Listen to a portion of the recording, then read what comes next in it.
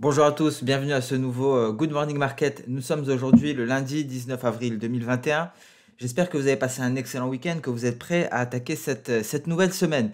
Alors aujourd'hui, comme à notre habitude, nous allons aborder le contexte de marché, le contexte général, un contexte où les records s'enchaînent d'ailleurs, que ce soit concernant le DAX ou concernant les indices américains.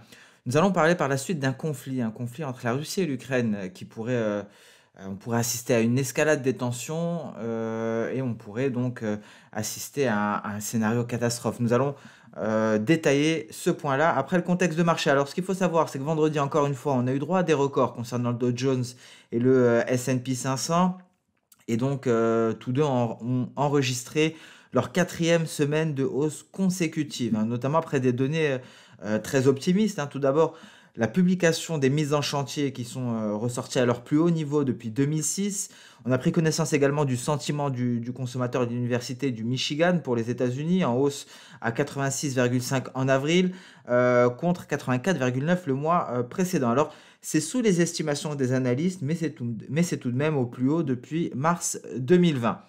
Alors un autre facteur qui a favorisé ces nouveaux records historiques et qui a boosté le sentiment, ce sont les résultats d'entreprise. On a pris connaissance de ceux de Morgan Stanley qui a fait état de solides bénéfices. Et donc cela a contribué à booster le sentiment. Après notamment les résultats positifs de JP Morgan, Bank of America, Wells Fargo, Citigroup, Goldman Sachs. Alors d'un point de vue général, sur les 9 entreprises du S&P 500 qui ont déjà publié leurs résultats du premier trimestre, 81% ont enregistré un BPA supérieur aux attentes et les bénéfices agrégés sont en hausse de 30% sur un an. Alors toujours aux États-Unis, on notera que selon Axios, le président américain Joe Biden serait prêt à accepter une hausse de l'impôt sur les sociétés, mais à hauteur de 25% au lieu des 28%. On notera également ces secousses sur le marché des crypto-monnaies, notamment les actions liées au Bitcoin, dont Riot Blockchain et Marathon Digital qui ont chuté d'environ 4%. Après que la Turquie ait interdit l'utilisation des crypto-monnaies et des crypto-actifs pour acheter des biens et des services. On en a parlé très brièvement vendredi matin, et donc ça a été une séance noire pour ces actions qui sont liées au Bitcoin. Le Bitcoin a perdu 10% pendant le week-end et il se négocie à l'heure actuelle près de la barre des 56 000 dollars. On notera également que le CME a rejeté les rumeurs selon lesquelles il envisageait de lancer des contrats à terme sur le Dogecoin. Donc un vendredi noir pour les crypto-monnaies visiblement. En Europe à présent, on a eu une septième semaine consécutive en territoire positif dans le vert. C'est la plus longue série de hausses depuis mai 2018. C'est dans un contexte, à l'image des États-Unis, de publications robustes. Tout d'abord en provenance de Chine. En Chine, on a pris connaissance d'une croissance record de 18,3% en premier trimestre et une hausse de 34,2% des ventes au détail en mars. Alors, on notera également, concernant la saison des résultats, que les investisseurs ont salué les chiffres trimestriels très optimistes de Daimler. Et on notera également, concernant le secteur auto, le nombre d'immatriculations de voitures neuves en Europe a bondi de 87,3% en glissement annuel au cours du mois de mars. Alors voilà donc pour le contexte de marché, un optimisme, pour résumer, favorisé tout d'abord par des données économiques, des statistiques extrêmement robustes, mais également des publications de résultats très optimistes. Et donc le sentiment de marché s'en retrouve clairement boosté. On atteste, ici on le voit, le DAX sur des records historiques, le CAC 40 également qui a gagné pas mal de terrain, sans parler du S&P 500, du Dow Jones, nouveau record historique vendredi, et le Nasdaq qui est scotché sur des records également au-dessus des 14 000 points. Mais attention, il y a un nuage qui se profile à l'horizon, c'est un probable conflit entre la Russie et l'Ukraine. Alors, il faut savoir que la situation à la frontière entre la Russie et l'Ukraine, c'est vraiment une zone à surveiller. Il y a des tensions entre les deux pays, des tensions qui sont en hausse. La Russie a décidé d'amasser des troupes près de cette frontière tout en renforçant la présence de sa flotte de guerre en mer Noire. Alors, le Royaume-Uni a décidé de déplacer sa marine en mer Noire. face à ces tensions croissantes dans la région. Alors, à ce stade, il est très difficile, s'il s'agit de dire si c'est une simple...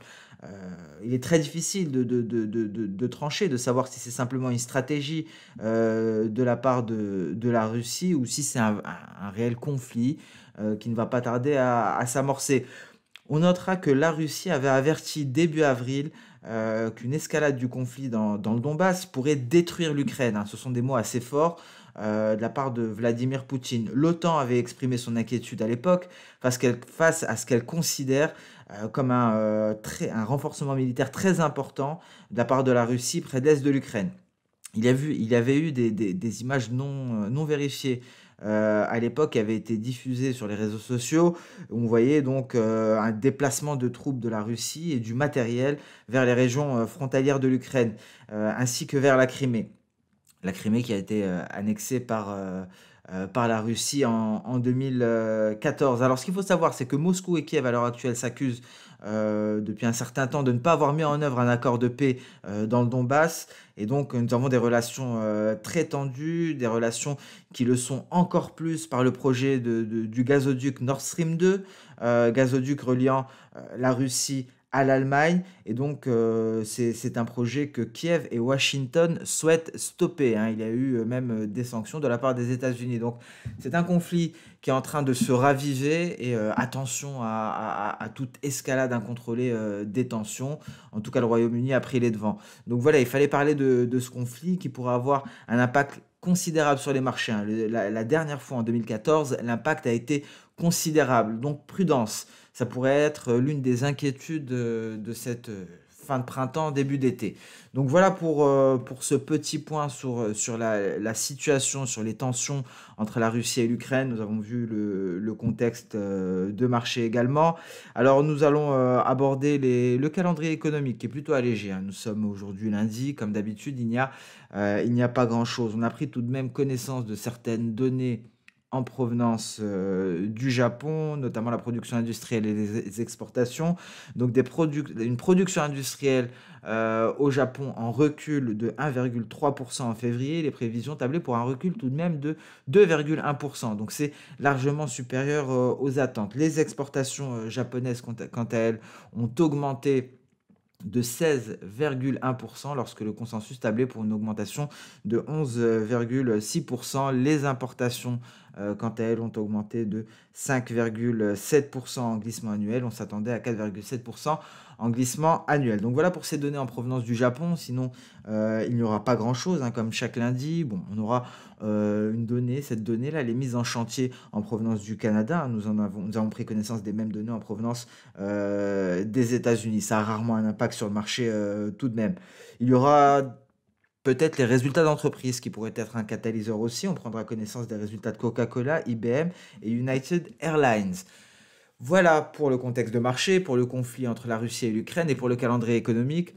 Nous allons passer sur l'aspect technique à présent et nous allons débuter par les indices. Comme à notre habitude, avec un yen japonais toujours à l'intérieur du nuage en données H4, on attend la sortie de cette figure, hein, vous voyez. Donc nous avons pris connaissance, hein, de données très optimistes au Japon, ce qui nous a permis de rebondir ici sur cette borne inférieure de ce triangle descendant. Le CAC 40, on est sur l'objectif, cette fameuse projection E ici, hein, que nous avions déterminée. On est toujours bloqué dessus, on l'a atteinte, on l'a franchi, pardon, on s'est hissé au-dessus, on l'a précédemment franchi vendredi. Et donc pour l'heure, hein, le tout sera réussir de continuer cette progression. Le CAC 40 qui n'a que récemment réussi à franchir ces sommets de la pandémie, on est sur des sommets de plus de 15-20 ans, hein, sur le CAC 40 à présent, il me semble. Le DAX qui s'est affranchi vendredi, ici, belle percée haussière, hein, nous l'avons vu. On a franchi les 127,2%.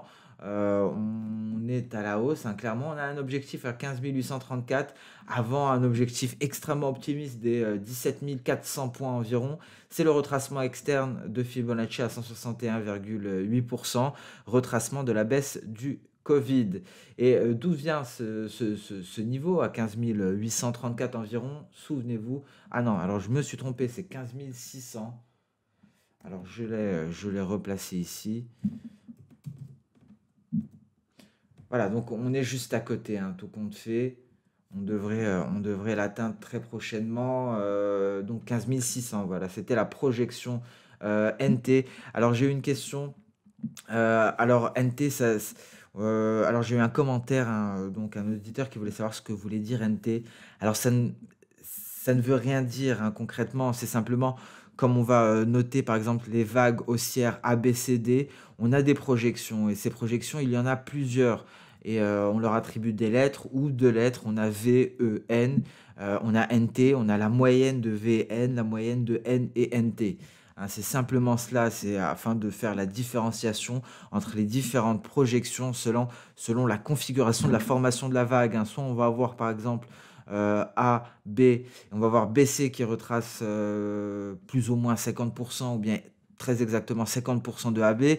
Donc on va donner un nom différent à chaque projection selon le repli, selon le retracement de BC.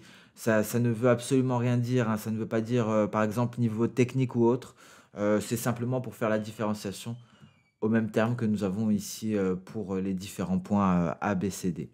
Donc voilà pour cette question. Donc un DAX aux portes de ce retracement, de cette projection NT, 15 600 points. Et ensuite, hein, nous avons donc le retracement externe à 161,8%. Le Nasdaq qui reste scotché sur ces records historiques. On pourrait peut-être en marquer un nouveau très prochainement. Ça dépendra quand même, comme d'habitude, du 10 ans américain. On est au-dessus des 14 000 points à présent. Alors, si on arrive à décoller concrètement, hein, des 14 000 points, si on arrive à s'en éloigner, on a un très bel objectif ici à 14 350. Alors, on va voir est-ce qu'on va réussir à le rallier cette semaine. À noter, et si on l'atteint en tout cas, ce sera cette semaine parce qu'on va avoir des résultats d'entreprises de valeur technologique. Donc, une semaine qui sera crucial pour le Nasdaq. Et ce sera cette semaine ou jamais, hein, les 14 350. D'un point de vue intraday, un plus grand chose ici, on le voit, on a déjà atteint un bel objectif ici. C'est 14 000 points depuis ce fameux signal, hein, depuis les données H4 ne nous apportent plus grand chose. On est au-dessus de tout élément Ishimoku ici également en données H1, pas grand chose. Hein. Ce qui va nous intéresser cette semaine, c'est ce graphique-là, encore une fois. Un graphique qui nous a beaucoup servi, hein, pendant le repli et pendant la reprise haussière. Ce sera encore le cas cette fois-ci pendant la publication des résultats d'entreprises technologiques. S&P 500 sur des records, 4170 points en données journalières. On n'a pas grand-chose. On a un retracement externe, par contre, en données H4. Et c'est le retracement de ce précédent repli. Il est 261,8%, 4210 points. Un retracement que l'on qualifiait d'extrêmement optimiste précédemment, lorsqu'on était aux alentours des 161,8%. Vous voyez le chemin que l'on a parcouru. On y allait tout de même. Hein. Et on enchaîne ici, on le voit, les projections d'Osoda. Une projection V au-dessus de 4000 points atteinte. Ensuite, une nouvelle projection V 4092 atteinte, dernière projection V 4172 atteinte. Il faut se hisser au-dessus et on part pour les 4210. Le Dow Jones a également atteint une projection, mais cette fois-ci, une projection journalière. Et elle était très belle, celle-ci. Elle a été atteinte très précisément, il me semble, un vendredi. Vous voyez la précision ici, 34 138 points. C'est atteint, c'est beau. C'était vraiment une très belle projection. Et d'ailleurs, le point A était au niveau de la trendline, au niveau de ce pratiquement un test de nuage ici. On était allé marquer un sommet, on s'est replié à ce niveau-là et c'était reparti ici depuis le franchissement, hein, des 32 652 points. C'était quasiment le signal qui nous était donné, un signal qui a été renforcé lorsque l'on a franchi ici ce niveau-là. C'était les 33 100 points, c'était notre point B tout simplement et on est allé chercher notre projection de Soda, 34 138 points. Et ici, on avait également des retracements externes de Fibonacci, 161,8% atteint, que l'on retrouve ici, les 33 828 points. Et on a un objectif, encore une fois, optimiste, de 161,8%, retracement externe, 34 978 points. On est encore loin. À voir si on réussira à le rallier, si on réussira à atteindre cet objectif. Tout dépendra bien entendu des prochaines statistiques économiques en provenance des États-Unis, mais également de la publication des résultats aux États-Unis. Pas grand-chose au niveau H1. Le Russell 2000 On est en train de temporiser au-dessus du nuage. Il faudrait une impulsion qui nous permette de nous hisser au-dessus des 2300 points pour espérer de nouvelles perspectives haussières. Et le Bitcoin, quel repli du Bitcoin hein, qui est allé chercher ici, qui a tenté de franchir, on peut le voir, sa Kijun. Alors, gros signal, c'est une alerte hein, qui nous est donnée. Pourquoi? Souvenez-vous, on fait très attention à ce RSI avec une divergence baissière qui se creuse. On passe sous les 70. Donc là, attention à la clôture hebdo. En cette fin de semaine, on va réellement savoir si ce repli n'est que temporaire ou si c'est un premier signal d'alerte. Peut-être même un signal d'alerte pour aller chercher notre Kijun, peut-être un retour à la moyenne. Une Kijun qui n'a pas été testée depuis très longtemps. Alors la dernière fois que l'on a testé la Kijun, c'était à l'été 2020. Alors est-ce qu'on va se replier, chercher les 37 000, 38 000 dollars? On va le savoir cette semaine en tout cas, une semaine qui sera cruciale. Si à la clôture, notre niveau de RSI est sous les 70, ce serait un réel signal baissier. À l'image hein, de cette fois-ci où on avait eu un franchissement des 70, c'était un signal baissier. On était allé marquer un creux à 3956. On avait perdu énormément de terrain hein, à ce moment-là. Alors le franchissement ici donc voilà, c'était une baisse de 60% de la valeur du Bitcoin, hein. Le Bitcoin qui a fondu, qui a perdu plus de la moitié de sa valeur à ce moment-là. Donc prudence sur le Bitcoin. La fin de semaine sera cruciale. La clôture hebdomadaire, vous voyez ici, ce franchissement de nuage par le bas, on est allé chercher hein, un précédent point A. Grosso modo, hein, on est allé chercher les 50 500 dollars. Très exactement, avant de repartir à la hausse. On est déjà à 57 000 environ, hein. On est en train de tester notre Kijun. On notera tout de même une faiblesse de nuage ici qui interviendra aux alentours du 22 avril. Donc ça va se jouer, selon moi, en milieu, fin de semaine. Soit on parvient à franchir le nuage ici par cette faiblesse, cet énorme twist, et donc on arrive à repasser au-dessus des 60 000 dollars, peut-être même pour aller plus haut. Soit on échoue ici et on aura, je vais avancer un petit peu mon graphique parce que là on s'intéresse au futur, on aura notre nuage qui fera office de résistance, et là on repart à la baisse pour une clôture hebdomadaire dans le rouge, nettement dans le rouge, et un RSI sous les 70. Donc on gardera un œil cette semaine sur le Bitcoin qui pourrait donner un signe considérable de baisse. Alors après ce vendredi noir pour le Bitcoin, vendredi noir pour les crypto-monnaies, comment va se dérouler cette semaine? C'est une situation que l'on va suivre de très près. On passe à présent sur le compartiment des matières premières. Il y a eu pas mal de mouvements la semaine dernière, ça a commencé à s'agiter. On le voit, cette belle hausse en données mensuelles, en données hebdo. On arrive enfin à intégrer notre nuage. On s'attaque à cette moyenne mobile exponentielle à 50 périodes. En données journalières, c'est le scénario haussier de cette figure de double creux qui est en train de se réaliser depuis le franchissement ici de la ligne de coût. On est à 1780 dollars l'once déjà. Alors, est-ce qu'on va aller chercher les 1817? Est-ce qu'on va marquer une pause pour sortir du nuage ici tout bonnement, tout simplement en cette fin de semaine? Donc, à suivre. En tout cas, les perspectives sont nettement haussières, même si en données journalières, on est à l'intérieur du nuage. En données intraday ici, nous le verrons, nous avons une résistance à ce niveau-là, 1780. C'est une précédente projection d'Osoda depuis le franchissement de cette zone de résistance. Donc, perspective clairement haussière. Il faudra réussir à franchir les 1780 pour espérer aller chercher les 1800 aux alentours du retracement de Fibonacci à 78,6%, hein. C'est le retracement d'une précédente hausse. À noter qu'à présent, on peut même s'amuser à faire un autre retracement, un retracement de tout ce repli-là. D'ailleurs, c'est ce que l'on va faire ensemble, hein. Je ne l'ai pas fait en amont, mais nous allons le faire étant donné que nous avons eu un très beau repli. On va essayer de l'exploiter. On prend ce sommet, on prend ce creux et on a un très beau retracement de Fibonacci. Donc vous voyez comment je passe d'un retracement à l'autre. Ici, étant donné que cette hausse hein, n'est clairement plus d'actualité, je me permets de passer sur ce repli, étant donné que j'estime que nous avons atteint un creux. Le creux est ici, aux alentours des 1680 $ et depuis on a décollé, si je puis dire. Et justement, on est en train de temporiser sur les 50%. Et on voit comment les 1750 $, c'était un retracement à 38,2%. On le retrouve ici, hein, très précisément. C'était une zone que l'on avait marquée de plusieurs ellipses. Et ici, on a les 1800 $, très exactement, le 61,8%. Je vous rappelle que c'est le retracement de Fibonacci, le retracement, hein, je peux l'affirmer, le plus important et donc le plus dur à franchir. Donc le seuil psychologique à 1800 $ l'once sera vraiment une barrière de taille à franchir si on y arrive, direction 1833, le retracement de Fibonacci à 78,6%. Donc maintenant on est beaucoup plus précis sur le gold, on passe sur le silver.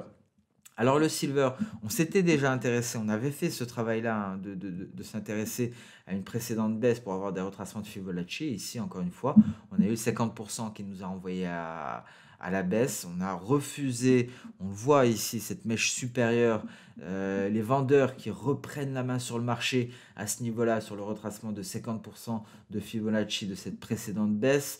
Et donc, il faudra s'en affranchir pour aller chercher les 61,8% à 26,50 $. Le pétrole WTI en données journalières, on marque une pause. En données intraday, on s'est légèrement replié, ce qui fait craindre ici, concernant les fondamentaux, on a peur de ne pas voir une reprise de la demande. Pourquoi? Parce qu'il y a de nombreux pays, dont notamment le Brésil, mais également l'Inde, qui sont en train d'inquiéter de par la propagation des infections au coronavirus. Et donc, ça jette une ombre sur les perspectives de la demande. Et donc, on se replie. On se replie sur le WT au contact des 163,60 $. On repasse sous les 63 $. Alors, on pourrait réussir à se hisser au-dessus pour aller chercher. Alors, si on y arrive, si on arrive à se hisser au-dessus des 63,60 $ pour le WTI, la prochaine cible serait à 65 $. Dernier rempart avant les 66,35 $ environ. Donc, on attend un franchissement de ce niveau. On attend que le WTI se hisse au-dessus. Notez que c'est un palier ici de SSB, donc le bas de mon nuage, mais également de Kijun. Et donc ce serait un réel signal haussier. Les perspectives sont haussières depuis la sortie de cette figure chartiste, une figure de compression ici. Vous voyez la belle hausse à la sortie. On marque simplement une pause. On est peut-être seulement à 50% du mouvement haussier. On pourrait répliquer la hauteur de ce mouvement-là.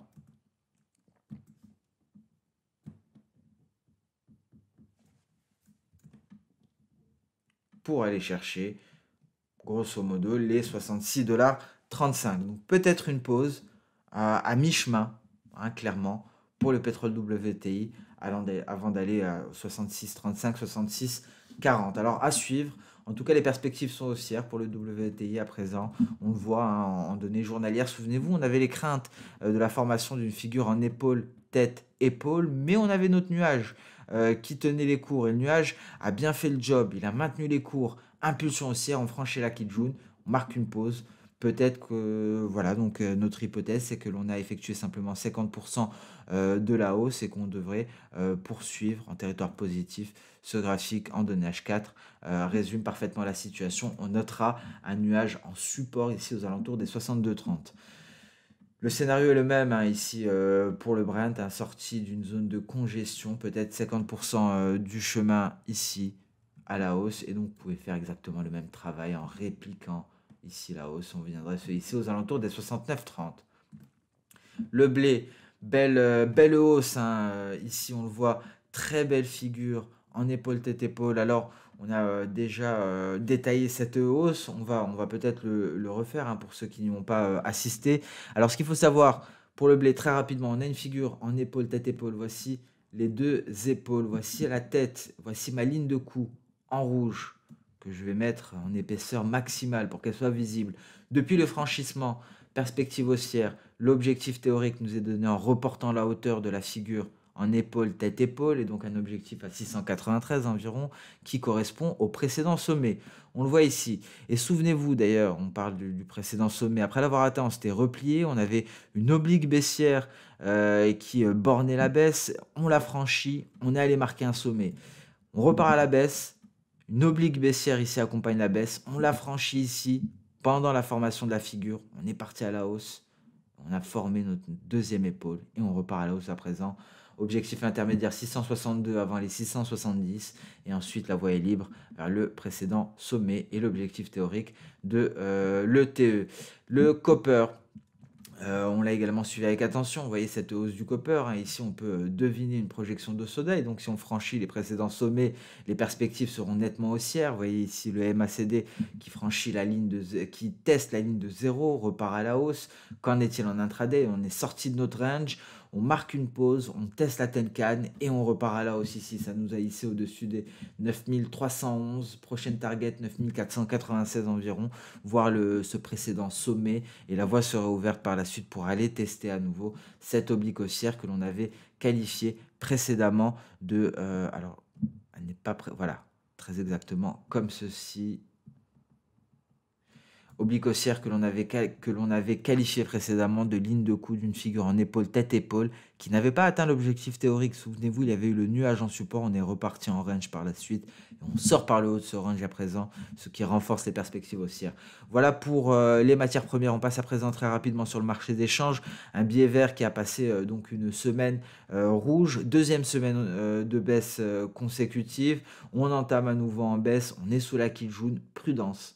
On revient dans cette zone à présent. Alors, que va-t-il se passer? Ici, en données journalières, on voit que l'on a un nuage en support. Donc, on peut s'attendre tout de même à une reprise haussière du billet vert. Hein. Prudence pour ceux notamment qui sont haussiers sur l'euro-dollar. Car vous voyez, l'euro-dollar en données journalières, au moment où le billet vert, ça représente le dollar américain. D'un point de vue Ishimoku, le moment où le dollar américain s'apprête à tester son nuage journalier, l'euro-dollar, d'une manière symétrique, s'apprête à toucher son nuage journalier.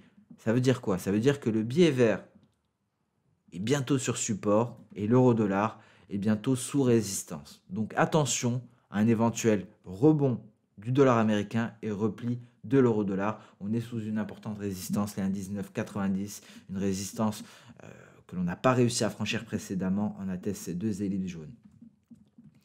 Et d'un point de vue intraday, alors certes, peut-être une large figure en ETE inversée, épaule-tête, épaule inversée est à venir. On arrive à la voir ici, à la deviner en données journalières. Pour ça, il faudrait tout de même construire une seconde épaule hein, qui n'est pas complètement finalisée. Vous voyez l'ampleur de l'épaule gauche ici. Et donc, on pourrait échouer sous les 1,1990 pour construire une seconde épaule éventuellement. Et là, peut-être, on pourra envisager des perspectives haussières en franchissement net de cette ligne de coup à 1,1990, ce qui nous ramènerait très haut vu l'amplitude de la figure.